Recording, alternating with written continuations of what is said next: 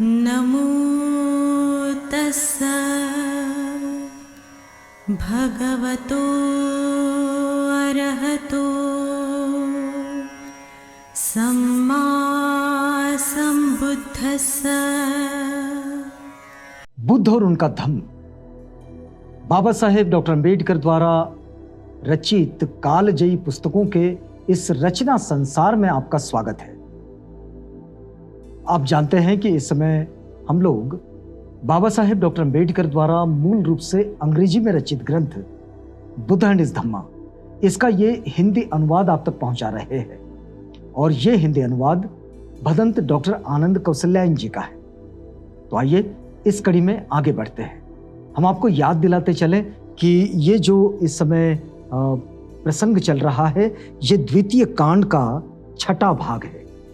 और द्वितीय कांड के छठे भाग में बाबा साहेब डॉक्टर अम्बेडकर ने ये लिखा है, इसका शीर्षक है निम्न स्तर के लोगों की धम्म दीक्षा। निम्न स्तर के लोगों की धम्म दीक्षा का मतलब ये हुआ कि हमारी सामाजिक व्यवस्था में जिन्हें दबा कुचला माना जाता है, जिन्हें निम्न स्तर का माना जाता है, जिन्हें निचला माना जाता है, उनकी धम्म दीक्षा।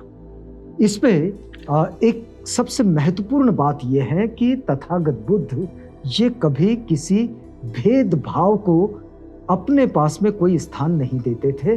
और इसलिए भिक्षु संघ में क्या राजा और क्या रंग, वो किसी भी स्तर का हो, सबके लिए समानता का स्तर था।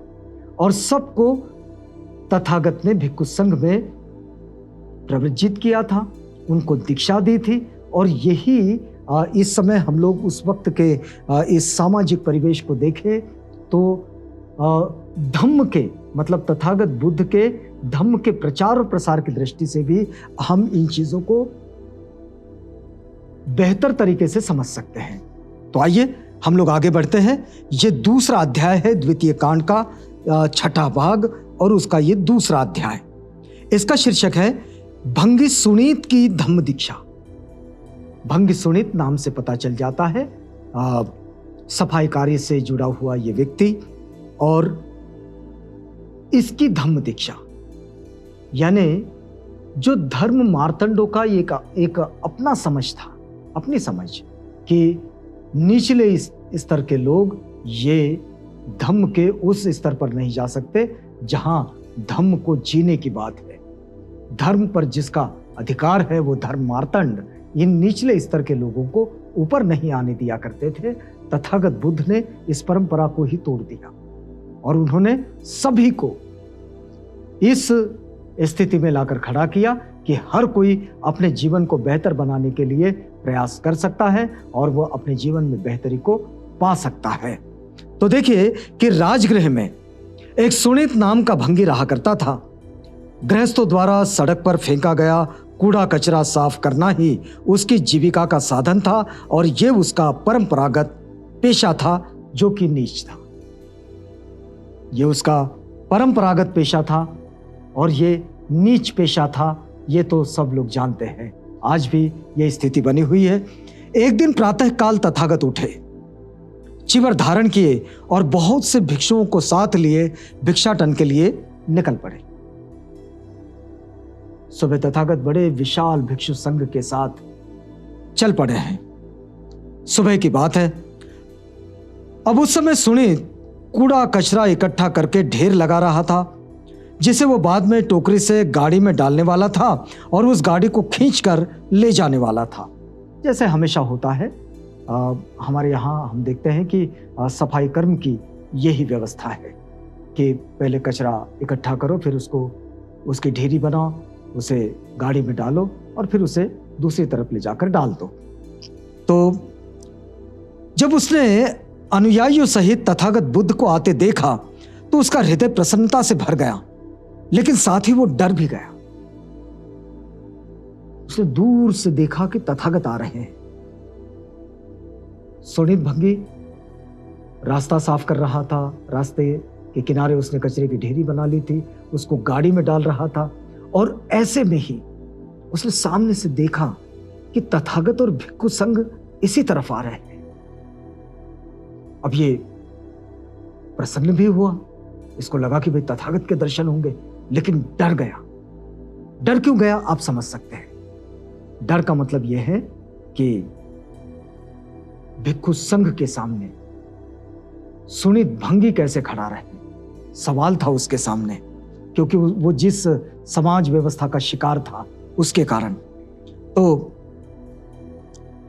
उसने देखा कि सड़क पर छिपने की कोई जगह न देख उसने अपनी गाड़ी को दीवार से जा सटाया और खुद भी दीवार से सटकर हाथ जोड़े खड़ा हो गया।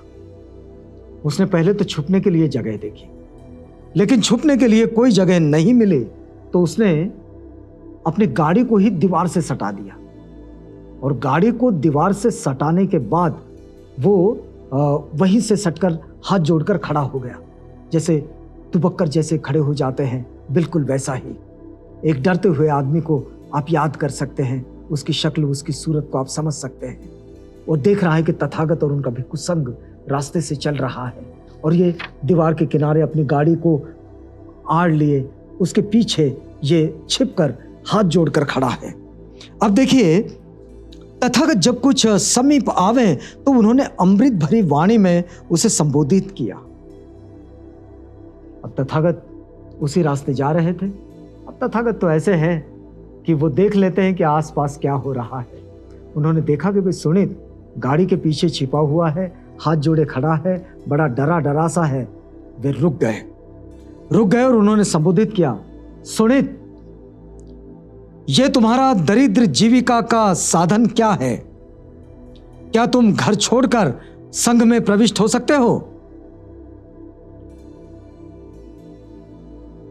सुनीत के सामने एक बड़ा प्रश्न खड़ा हो गया। तथागत ने दो चीजें पूछी उनसे कि सुनीत, यह जो तुम्हारा दरिद्र जीवन है, इस जीवन का जीविका का साधन क्या है? और फिर वो पूछते हैं कि क्या तुम संघ में प्रविष्ट हो सकते हो? सुनीत को ऐसा लगा जैसे किसी ने उस पर अमृत की वर्षा की हो। वह पहली बार किसी इतने बड़े व्यक्ति ने, अब तथागत तो उस वक्त की सबसे हाइट की चीज थी, सबसे हाइट का व्यक्तित्व था, सबसे हाइट वाला चरित्र था, सबसे ऊंचा चरित्र था, और उन्होंने उनको आवाज दी, तो उसके लिए तो ये अमृत वर्षा जैसा ही हुआ। तो उस पर तो अमृत वर्षा के जैसा ही लग रहा था उसे। बोला, जिस संघ में भगवान बुद्ध है उसमें मैं कैसे नहीं आ सकता? कृपया आप मुझे संघ में प्रविष्ट कर लें। भाई, जिस संघ में तथागत बुद्ध है मैं वहां कैसे नहीं आ सकता? जहां आप हैं मुझे वहां प्रविष्ट कर लें। तब तथागत के श्री मुख से निकला, भिक्षु आ, ए ही भिक्षुवे।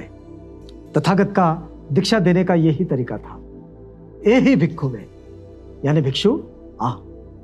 तो ये जो तथागत की विशेषता है कि उन्होंने अपने भिक्षु संघ में उन सब लोगों को, जो लोग चाहे निम्न स्तर के हो, उच्च स्तर के हो, मध्यम स्तर के हो, उनके सारे स्तर को ही खत्म कर दिए। तो सामाजिक व्यवस्था को छेद इस तरह से तथागत बुद्ध ने दिया, जो व्यवस्था असमानता पर आधारित थी। और इस असमानतावादी व्यवस्था को समानता में बदलने के लिए तथागत ने जब भिक्षु संघ का निर्माण किया, उपासक संघ का निर्माण किया, श्रामणेर और श्रामणेरी संघ का निर्माण किया, तो ये सारा इसी कार्य का हिस्सा था। भिक्षु हो, भिक्षुणी हो, उपासक हो, उपासिका हो, श्रमण हो, श्रामणेरी हो, ये सारे लोगों का। तो ये समानतावादी संस्कृति के निर्माण की ओर भी उठाया हुआ एक बड़ा कदम था। अब देखिए, तथागत ने कहा, भिक्षु आ। इस एक वचन से ही सुनीत को प्रव्रज्या और उपसंपदा मिली तथा वह पात्र चीवर युक्त हो गया। सुनीत एक क्षण में, जो कि रास्ते का कूड़ा करकट साफ करने वाला सुनीत था, ये सुनीत एक क्षण में, तथागत ने कहा, यही भिक्षुवे, और वो काशाय वस्त्रों में, चीवरधारी, भिक्षा पात्र लेकर, भिक्षु बनकर तथागत के विशाल भिक्षु संघ का हिस्सा बन गया। भगवान बुद्ध उसे बिहार ले गए। तथा धर्म और विनय की शिक्षा दी। शील, संयम और दमन से प्राणी शुद्ध हो जाते। तथागत ने उन्हें धम्म तथा विनय की शिक्षा दी। धम्म सुत का संग्रह, विनय अपने नियम। तथागत कहते हैं कि यदि हम अपने जीवन को कुछ नियम डाल दे तो बस शील, संयम और दमन से ही प्राणी शुद्ध हो जाते हैं। अगर हमें शुद्ध होना है तो यही उसका उपचार है। जब फिर पूछा गया कि सुनित इतना महान कैसे हो गया,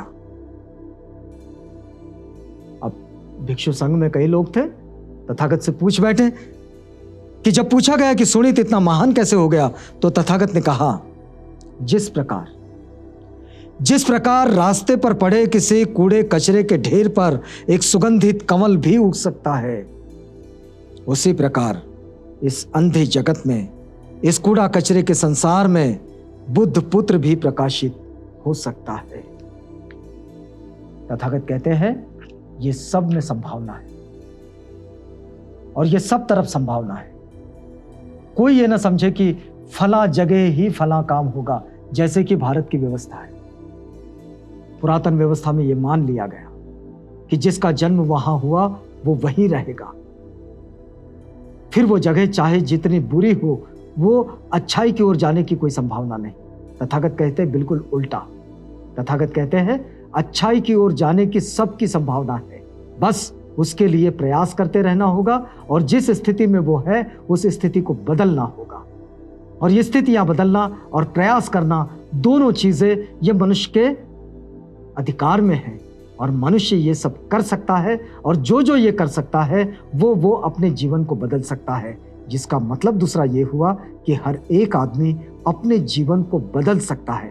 जीवन के बदलने की संभावना प्रत्येक में है, हर एक में है। और यही बात तथागत भी सिखा रहे हैं और यही मंशा बाबा साहिब की है और यही बात बाबा साहिब के पूरे जीवन क्रम में दिखाई देती है।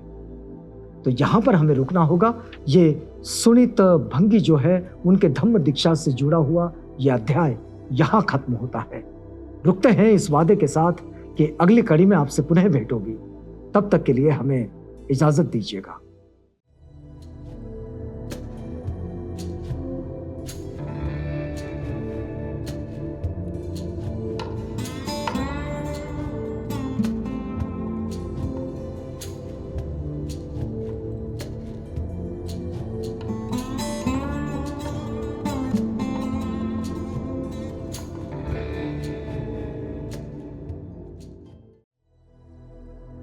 बुद्ध और उनका धम्म।